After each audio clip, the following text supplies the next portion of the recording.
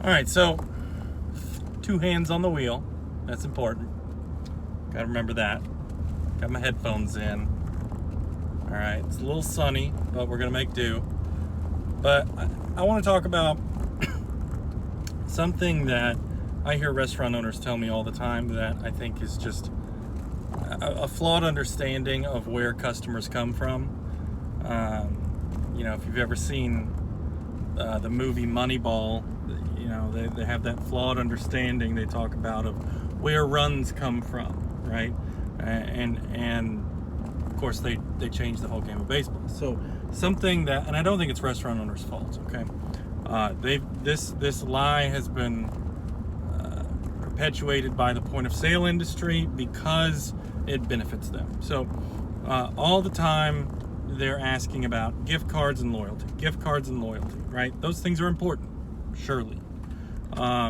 A good loyalty program is a great strategy for building your business to the next phase. And there's even research to show that the fast food industry, the QSR industry, is trending more towards chains and franchises simply because they do a better job of reminding people that they exist, and they have deeper pockets with which to do it. So I own a franchise restaurant, and that franchise restaurant has an app, and that's a great tool. It's a great marketing tool. It's a great way to take people that you already have, that are aware of your concept, that are aware of your location, and bring them back in the door.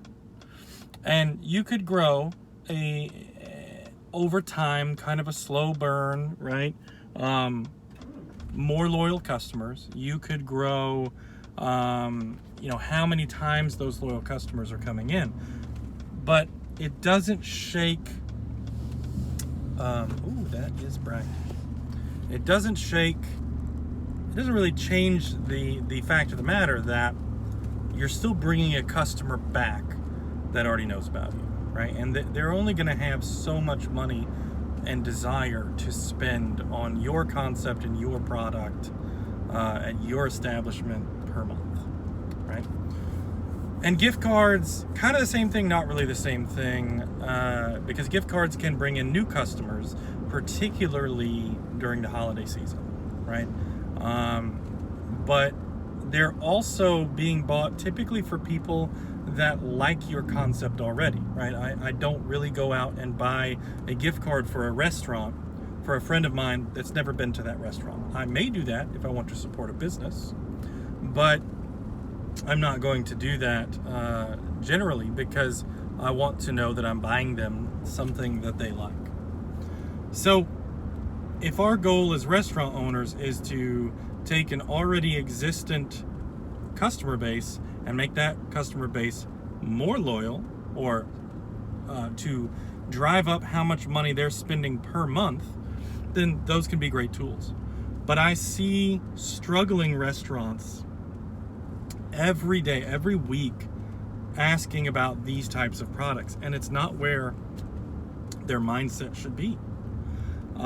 They need to be thinking like the software industry thinks, and they don't. All right, and I understand why they don't.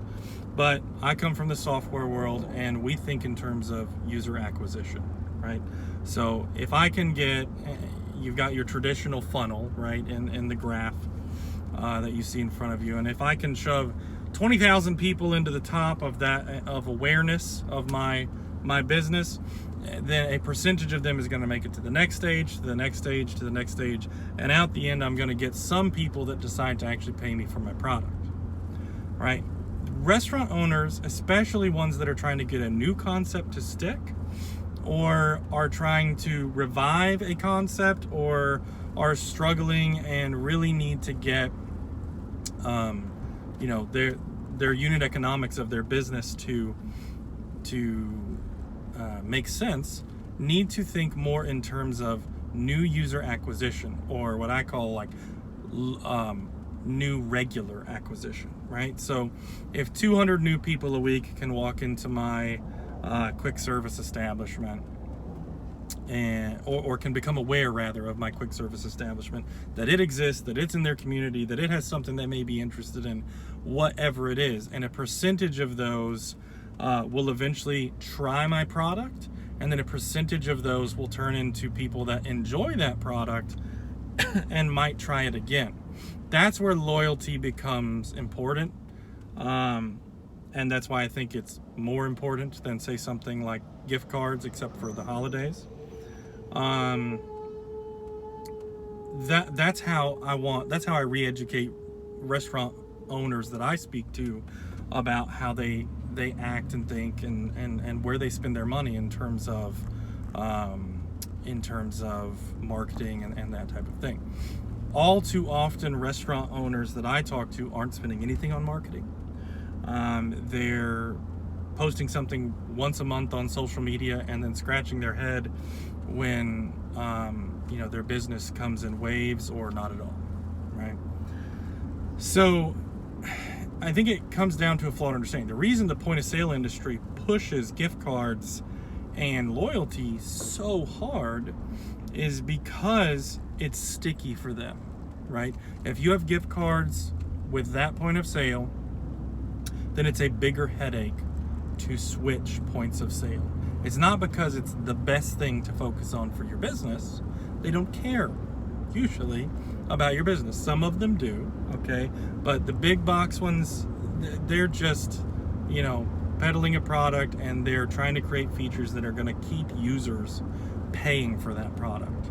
They're thinking in the ways that you should be thinking of, which is, how do I get somebody new to try my product, right?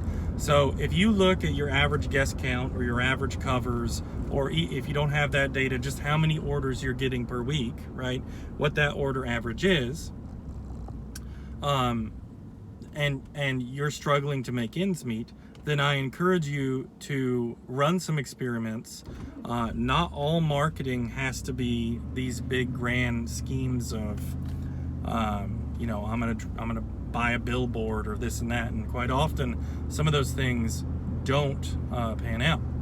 I'll do another video on some marketing strategies that do work for restaurants. And a lot of times it can be as simple as just doing something regularly, right? Or setting a goal to say, I'm going to do that once a day or once a week. Working in your community to cross market with other businesses. There's a lot that can be done to grow your business and get new people to try your product. And you need to be doing that because that has a disproportionate impact on how many customers are going to come out of the back end of that funnel. So if you've got 200 orders a day right now, right? Well, if you're struggling, probably don't have that. Let's say you have 30 orders a day, right?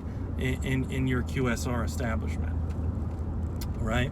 So how do we turn that into 50, right? We're not going to squeeze enough money out of those 30 people, enough extra money out of those 30 people, or get them to come back every day of the week, right? Enough to have the desired impact on our business.